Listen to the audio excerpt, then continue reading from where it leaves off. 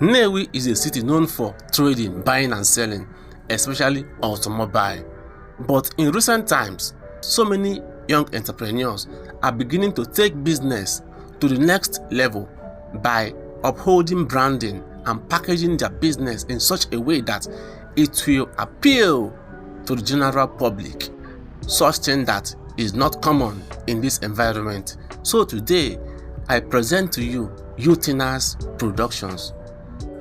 Utinas Productions is into the production of so many fashion items, from clothes to shoes to handbags to so many other things, and they are all top-notch and well branded. We are going to bring you an interview. She's going to talk about her business, how she started, the journey so far, the challenges and the future target, the future goals. Stay tuned and don't go anywhere.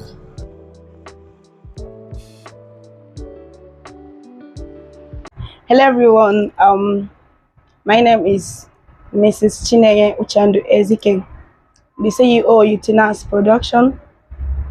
We make all kind of footwears, handmade footwears, female, male, children. We sew clothes too, and we make bags. Though our clothes is basically on ready-to-wear gowns, like the one I'm putting on is our product. My purse, fitted purse is our product, and my heel too, they are product. We also have our academy where we train people that wants to be a shoemaker. We train people too, and many other offer. We make a lot of things that is related to leather. A lot of people are always asking, why do I choose this kind of business as a lady? And being a graduate, I graduated from the University of Nigerian. I studied economics. So after everything, I decided to be a shoemaker, and a lot of people are asking, why did you choose that kind of work? I'm going to answer it here in this video. The first thing that made me to choose that kind of business is I like unique things. I don't like competitions. Then two, I like everything that concerns production, creativity. Sometimes I'll be on my own and I will see myself thinking about something that is not even in existence, creating a new thing. So I decided to go to school, acquire the knowledge, and then come back and start a business on my own with my name. It wasn't easy to embark on this journey, but I think from my secondary school, I always have in mind that I'm going to be a producer. So I started then in producing a lot of things. When I was younger, I even make a lot of things that is not even this footwear that I'm doing now. It's just me, it's just my life. I like productions, I like creating things on my own. So then I started with bakery, plaiting of hairs, a lot of things. Then fast forward to when I graduated from the university, I decided to go into clothing. Yes, I want to be a fashion designer. I want to create my own fashion. I love fashion so well, so I wanted to create my own world and wear whatever I want, even if it's not going to be for business, but I wanted to have my own clothing brand. Yes. So I think one thing led to another, and I saw where they're selling shoemaking things, and I love fancy stuffs. As you can see, this chain is too beautiful. So I think these are the things that attracted me to shoemaking that particular day I went to market. And since I still have some change with me, I bought some materials. And as God may have it, I asked the guy selling those things how to make use of that particular ones I got. And he told me, being that this is what I love doing, I like creating things. Because even at that moment, I have made a footwear on my own with cotton and leather. It wasn't that perfect, but I wore it to some months. I think, yeah. So I already knew I can do it, because if I look at some things, I will be able to discover how to make mine. Though I might not make it perfectly the way it's supposed to be, but to an extent, I will get something that I want. So that was the thing that moved me. And when I got the materials and I made that one I asked him about, and it was perfect. I posted it on social media now. As a snapping woman, I always take pictures, whatever I'm doing. Wherever I am, I always take pictures. So I took pictures of that particular footwear and I posted it online on my Facebook. And people started requesting for that particular footwear. Wow. I don't have more knowledge on that, but I think my Facebook family are the ones that pushed me to this level. So I told them one thing about me that keeps me going in this field is that I try as much as possible to be sincere with whatever I am doing. If you place order and it's not available, I will tell you that the materials are not available. That you should give me so time till when I get them. You understand? If you request for anything and if I can't make it exactly that way, I will tell you. So I don't lie. I try as much as possible to be sincere. So I told those people then that, see, this is my first time trying this. I don't have much knowledge on it. And the person was like, the first person anyway, she was like, Shay, you are the one that made this. And I said yes. She now said, if you can make something like that and what I'm saying is beautiful, you can make mine for me. So I took the order. I went back to the market. I got the materials and made for her. And that's just it. People keep requesting. I snap. So I took it upon myself to learn more about shoemaking. I went to market. I asked questions. I always go around with books. Yes. If this one is full, I will get another one. I go out with books and I ask questions. The leather, the soles. I'll always tell them, please give me a quality one, because where I grew up, we will not see people training people on how to make footwear. You will not see where they're training people. So I found it difficult for me to meet any trainer to meet someone that would train me then. So I took it upon myself to figure things out myself.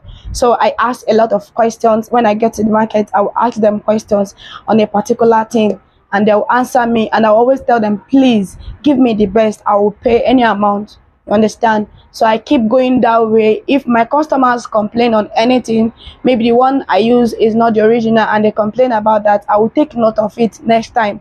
But then it was difficult for me to get people's sizes. Yes, that was one of my challenges back then, to get their sizes. It wasn't that easy for me because I don't have more knowledge on that, and I wear size 4. So if you are giving me size 4, I don't have issues making it for you. Or 41, I know it's going to be a bit bigger, or size 39. But any other thing apart from this, what I normally do then, I used to use my siblings' leg to make footwear. You'll be on your own, I'll just come and be dragging your leg. Please check this out for me before I send it to the owner. That's how I started. And by God's grace, people started patronizing, despite the fact that I don't have much knowledge on that. People keep coming, keep calling. After making, I'll post it on my Facebook channel.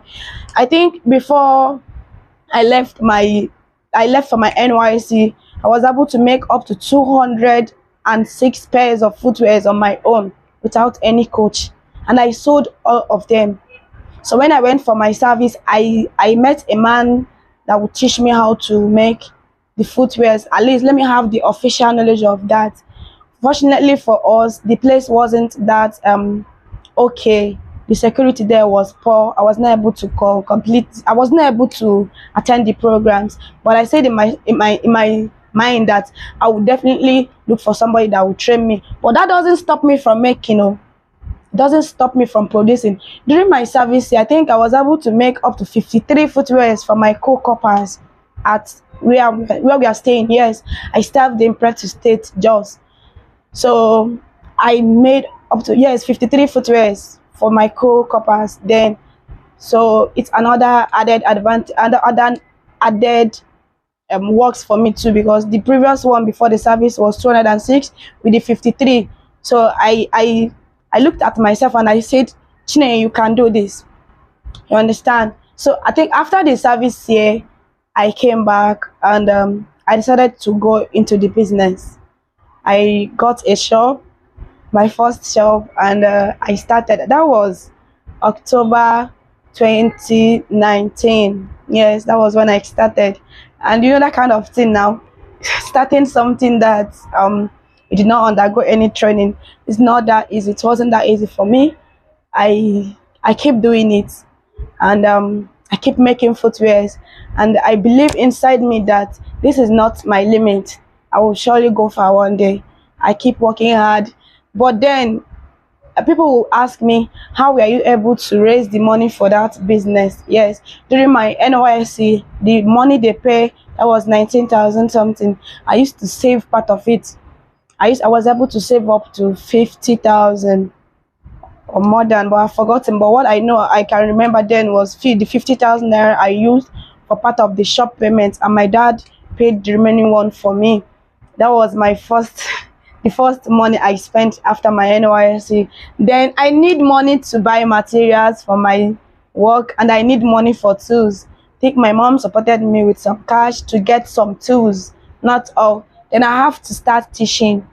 I got a teaching job that pays me some money. So from that money, I was able to save 15,000 naira. 15,000 naira was the first money I used to buy materials. Being a teacher, and I still have some things that I would do with money. So I was able to get 15,000 naira at that moment. And I cannot leave the shop just like that. I have to start.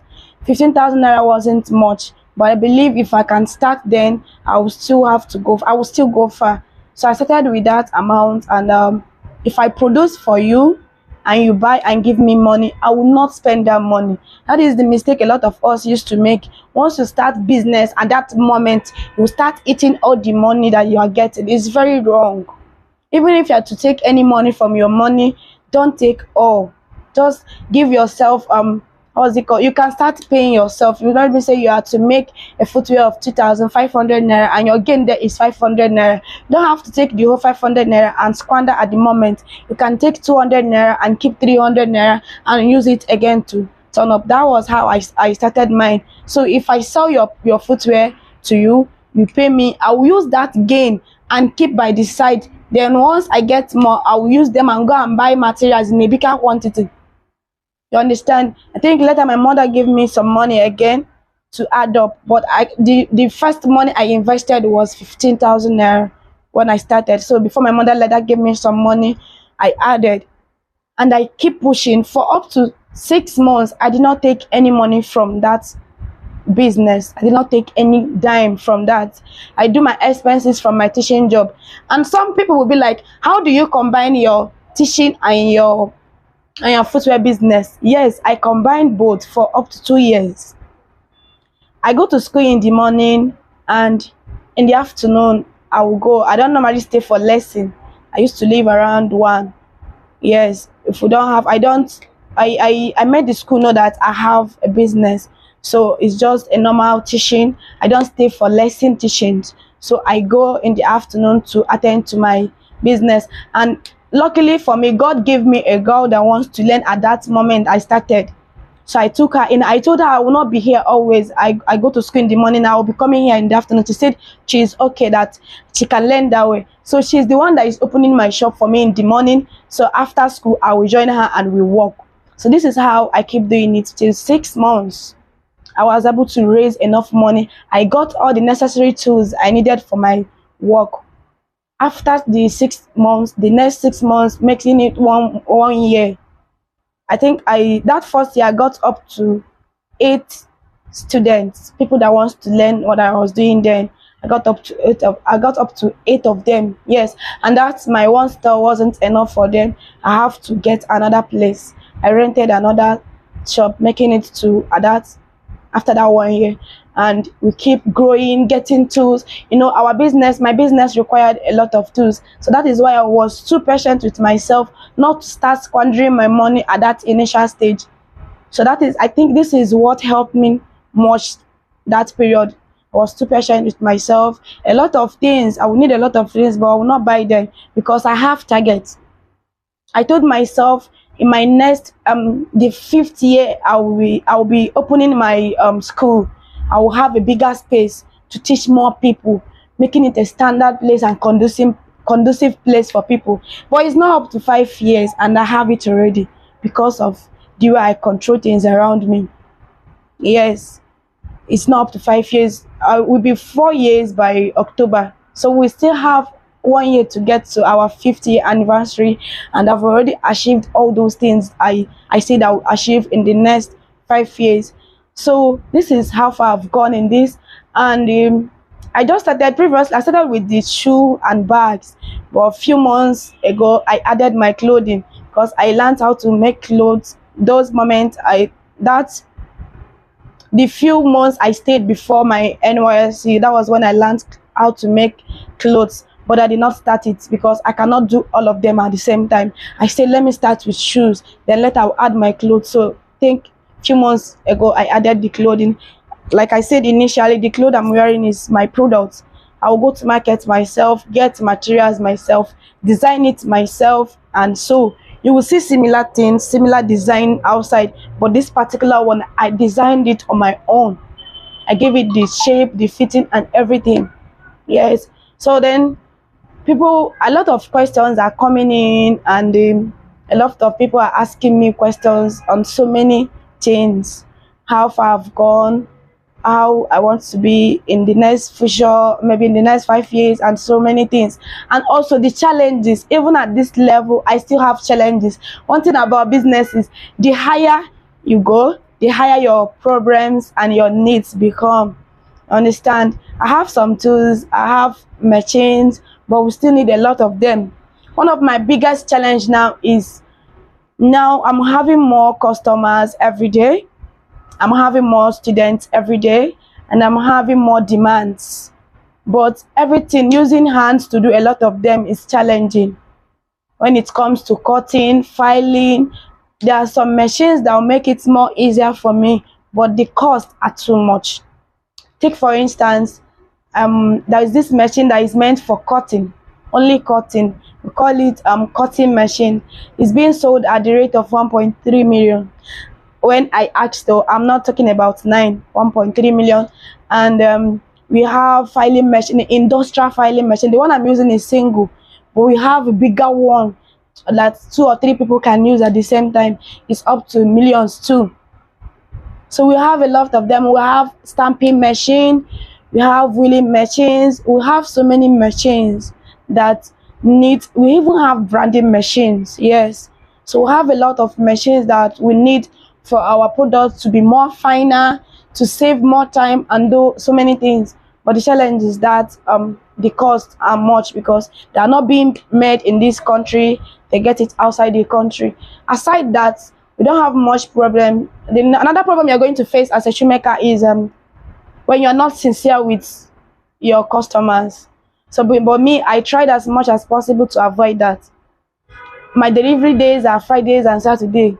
If anything happens that I will not deliver before then, I will let you know on time. I will not even wait for you to ask me, is it ready? I'll be the one to tell you, please, this particular material is no longer at the market. Can you give me more time? Let me look for it and make it so date, and I will get back to you. This is what I've been doing, and I'm not having issues with my customers. So I try as much as possible to tell them when things are wrong. And another problem you're going to face is the materials you're using. There are some materials that are fake. There are some soles that are fake, that when you use them, it's going to break or tear even within a space of 1 month or 2 months. The person got the footwear from you, and you know it's not going to be that okay after spending much money to buy a footwear from you. You will use inferior materials, and it will not last. The person will not be happy with you. So I try as much as possible to get more quality materials that I can afford. They are even big quality, or how will I say, there are lots of good qualities at the market, but I try as much as possible to get the ones that will last for my customers, the one that will give them give them value to whatever they are giving me, the money they are giving me. I try as much as possible to give them that. So if you want to go into shoemaking business, this, or even if it's not shoemaking business, any business that you want to go into, try as much as possible to give people value to their money, and that way you're not going to face much problem. I still remain your female shoemaker, Utinas Production. If you want to reach out or see us, our location is at Nobi Road behind Swanag 4 station. Yes, our office is at at the place, the ash building you are going to see is where we stay. And for our contact, is going to be on the video for more inquiries. Thank you. God bless you.